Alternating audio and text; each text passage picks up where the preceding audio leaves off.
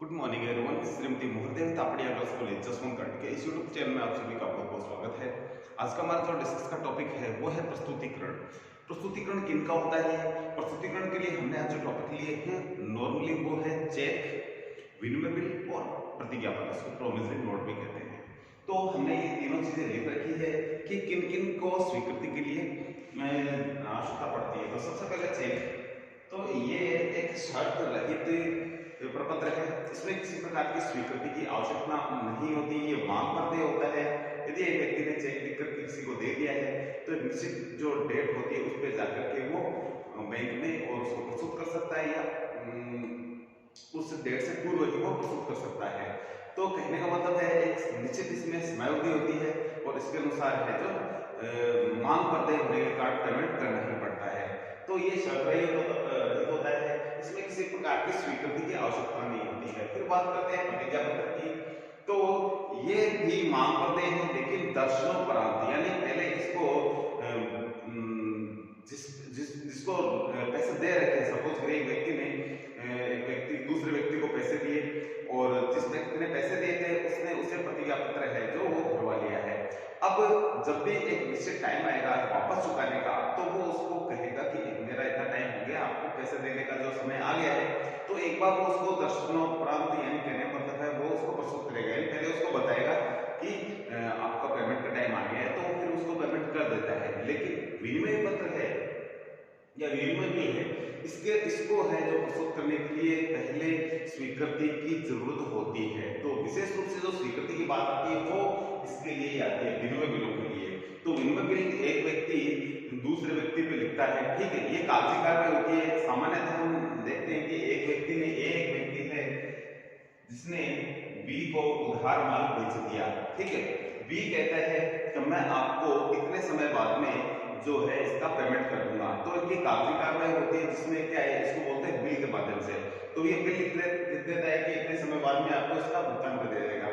तो लेकिन ये जो बिल लिखा है ये एक व्यक्ति बी को पहले स्वीकृति के लिए इसके पास भेजेगा कि कितने दिनों की आपको स्वीकृति चाहिए। तो ये व्यक्ति बी है जिसने कि माल लिया है, यानी ये देनदार है, ठीक है, और ये लेनदार यानी पैसे लेने वाला क्योंकि इसने माल इसको बेचा है। तो ये फिर स्वीकृति देता है बी है जो कि मैं इतने टाइम बाद में इस पेमेंट इस राशि का जो भुगतान कर दूंगा। तो इस तरीके से वो स्वीकृति मानी जाती है।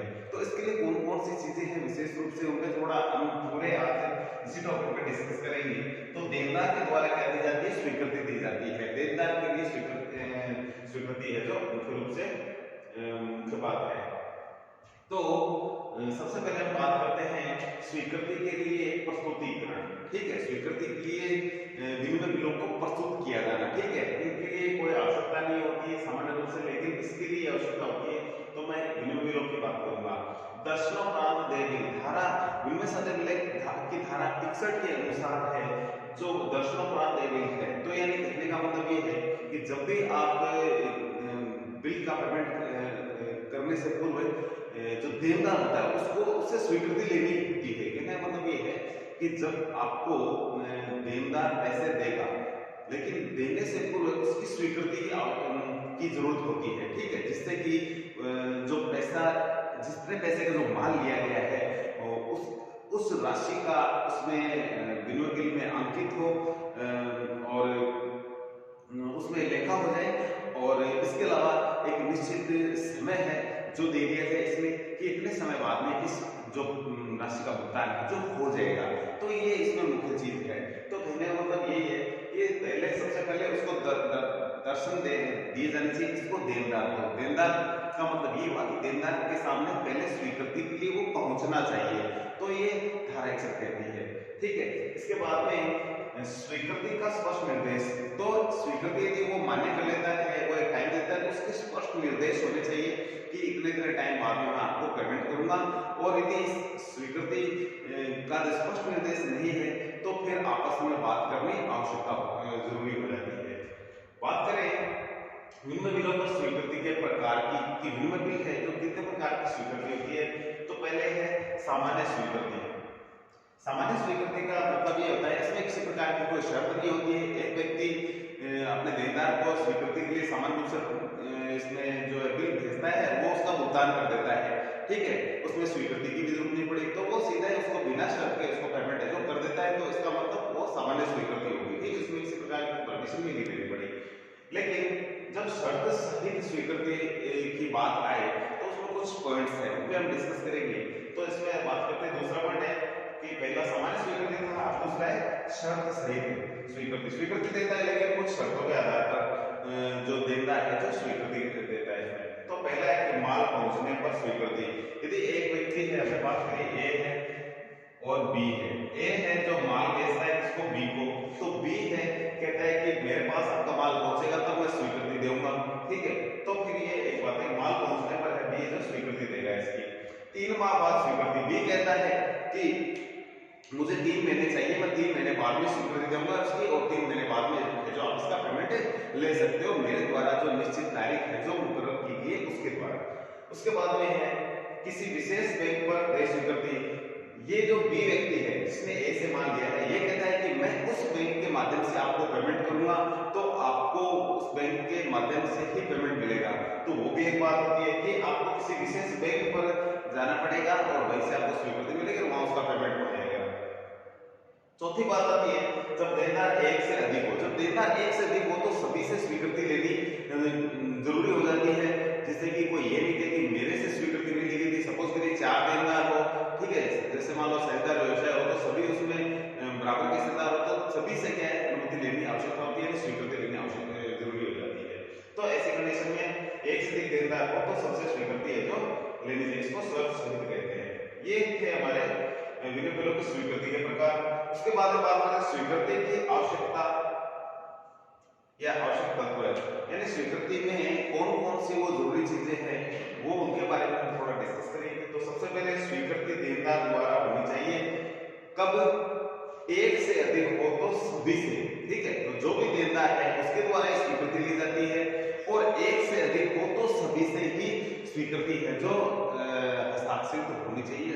एक हस्ताक्षर के द्वारा वो तय कर देते हैं कि हम इसको स्वीकृत करते हैं, इतने समय बाद में इसका पेमेंट है जो हो जाएगा। तो स्वीकृति देनदार द्वारा होनी चाहिए, यदि एक से अधिक हो तो सभी से होनी चाहिए। देनदार के हस्ताक्षर, नेक्स्ट पॉइंट हमारे आता है कि देनदार के हस्ताक्षर है वो बहुत जरूरी होते हैं, उसके द्वारा ही ये तय होता है कि ये व्यक्ति है इसने पैसे लिए हैं, ठीक है, या कोई माल लिया है, तो इसके देनदार के हस्ताक्षर है जो विनिमय बिल के ऊपर होने जरूरी होते हैं, ठीक है। नेक्स्ट पॉइंट है स्वीकृति लिखित एवं विलय के मुख पर होनी चाहिए। जो भी विनिमय बिल है स्वीकृति लिखित में उस जो मान लो एक प्रपत्र है, जैसे कि इस तरीके से विनिमय बिल लिखा गया है, कागजी कार्रवाई है, तो उसके मुख पृष्ठ पर यानी फ्रंट साइड में उसके लिखा होना चाहिए स्वीकृत, और उसमें जो डेट है जो निश्चित हो जाती है, ठीक है, इसका एक परफॉर्मा होता है, एक निश्चित प्रारूप होता है, उसके अकॉर्डिंग यानी सामने वाली साइड है वहां स्वीकृति दी जाती है उसके मुख पृष्ठ पर, ठीक है। तो ये बात आती है तीसरी। इसके बाद में स्वीकृति तभी मान्य है जब बिल वापस लौटा दिया जाए। अब एक व्यक्ति है ए जो बी के पास गया स्वीकृति लेने के लिए, लेकिन बी ने कहा ठीक है आप कुछ दिन बाद में आइए, ये बिल पड़ा है मेरे पास, तो वो स्वीकृति नहीं मानी जाती है। स्वीकृति तभी मानी जाएगी जब ये बी व्यक्ति है जो ए को बिल पर हस्ताक्षर करके उसके मुख पृष्ठ पर वापस इस ए को दे दे, तब वो स्वीकृति है जो मानी जाएगी। तो ये है कि वापस लौटाना भी जरूरी होता है। तो इस तरीके से ये कुछ इसकी मुख्य बातें हैं, आवश्यक तत्व है स्वीकृति के लिए। अब हम बात करेंगे जो हमारा नेक्स्ट टॉपिक है वो है विनिमय बिलों के प्रस्तुतिकरण के नियम। तो विनिमय बिलों के प्रस्तुतिकरण के कुछ नियम है, उन नियमों के आधार पर है जो विनिमय बिलों को प्रस्तुत किया जा सकता है। तो सबसे पहला जो इसमें पॉइंट आता है वो है कि विनिमय बिल का प्रस्तुतिकरण किसके द्वारा किया जाए। तो विनिमय बिल का जो प्रस्तुतिकरण है स्वयं के द्वारा या अपने स्वयं द्वारा कोई अधिकृत व्यक्ति है उसके द्वारा ही विनिमय बिल का जो प्रस्तुतिकरण किया जाना आवश्यक है। यदि कोई ऐसा ही कोई व्यक्ति है जिसको ऐसे ही पकड़ा दिया आपने विनिमय बिल स्वीकृति के लिए भेज दिया और उस कंडीशन में यदि देनदार मना कर दे स्वीकृति देने से, तो फिर उसमें किसी भी प्रकार की उस पर किसी प्रकार की कोई है जो बाध्यता नहीं होगी। तो इसके लिए जरूरी है कि यदि प्रस्तुतिकरण के लिए आप विनिमय बिल भेज रहे हो तो उसके लिए आपको अपना अधिकृत व्यक्ति भेजे या खुद स्वयं जाए। दूसरा पॉइंट इसका है प्रस्तुतिकरण किसको, धारा 33 के अनुसार प्रस्तुतिकरण जो है विनिमय बिलों की जो प्रस्तुतिकरण है जो किसको की जानी चाहिए। तो इसके लिए कुछ हमने पॉइंट्स लिख रखे हैं, उसके आधार पे पहला है अधिकृत एजेंट को, ठीक है। तो पहला है कि यदि देनदार अपना कोई अधिकृत एजेंट नियुक्त कर रखा है तो उस व्यक्ति को जो विनिमय बिल प्रस्तुत किया जा सकता है। इसके अलावा एक से अधिक यदि देनदार है तो सभी देनदारों के पास जो विनिमय बिल वो पहुंचना चाहिए, उन सभी से स्वीकृति है जो लेनी चाहिए। तीसरा है साझेदारी की स्थिति में कोई भी जो क्रियाशील या सक्रिय साझेदार जिसको बोलते हैं उन उससे आप स्वीकृति ले सकते हो। इसके अलावा नेक्स्ट पॉइंट है वैधानिक उत्तराधिकारी। यदि जो देनदार है यदि किसी कारण से उसकी मृत्यु हो जाती है माल लेने के बाद में, तो उस कंडीशन में जो कानूनी रूप से जो उसका उत्तराधिकारी है उसके पास जो बिल की को स्वीकृति के लिए पहुंचाया जा सकता है या प्रस्तुत किया जा सकता है, तो वैधानिक उत्तराधिकारी वही होता है। दिवालिया होने पर सरकार द्वारा नियुक्त प्रापक को, यदि व्यक्ति कोई दिवालिया हो जाता है तो उस कंडीशन में क्या होता है, सरकार एक व्यक्ति को नियुक्त करती है जो उस व्यक्ति की संपत्तियां हैं जो चल और चल संपत्तियां बेच करके फिर भरपाई करता है, तो वो व्यक्ति है जो इसको प्रापक कहते हैं। दिवालिया होने पर सरकार द्वारा नियुक्त व्यक्ति है या जो प्रापक होता है, जो प्राप्त करता है, उसके जो भी अचल संपत्ति को बेचकर जो राशि प्राप्त होती है सरकार के द्वारा नियुक्त व्यक्ति है जो वो उसका है जो स्वीकृति है जो ले सकता है। तो दिवालिया होने पर सरकारी प्रापक होगा। प्रतिष्ठा के लिए कोई भी देनदार एवं स्वीकार करता है। यदि किसी व्यक्ति को ऐसा लगे देनदार को कि ये तो मेरे प्रतिष्ठा की बात होगी या उसका साथी उसके परिवार के कोई सदस्य है उनको प्रतिष्ठा की बात लगे ऐसे, तो कोई भी उसके परिवार का सदस्य का कोई भी व्यक्ति है तो वो खुद ही लिख सकता है स्वीकृति है जो, ठीक है। तो उस कंडीशन में भी वो मान्य हो जाएगी। एक से अधिक देनदार होने पर यदि किसी संस्थान में एक से अधिक देनदार है तो वो अपने अपने पक्ष की है जो स्वीकृति दे सकते हैं। सपोज करो 20,000 रुपए का माल लिया गया और 5 साझेदार है तो इसका मतलब 4,000 है जो प्रत्येक उसके पक्ष में आ रहे हैं, तो प्रत्येक व्यक्ति अपने अपने पक्ष की जो स्वीकृति है जो उतने पैसे की दे सकता है। तो ये एक चीज इसके अंतर्गत और शामिल हो जाती है। तीसरा है विनिमय बिल के प्रस्तुतिकरण का समय। वो भी एक चीज आती है कि विनिमय बिल का जो प्रस्तुतिकरण का जो समय है वो भी एक नियत तिथि से पूर्व है, ठीक है। यदि आपको की एक निश्चित तारीख दी जाती है कि 3 महीने की तीसरे महीने की 3 तारीख को आपको ये बिल प्रस्तुत करना है, तो आपको उससे पहले ही प्रस्तुत करना है, उसके बाद में प्रस्तुत नहीं करना है, तो उसके बाद में वो मान्य नहीं माना जाता है। तो एक निश्चित समय और नियत तिथि है उससे पूर्व ही उसको प्रस्तुत किया जाना चाहिए।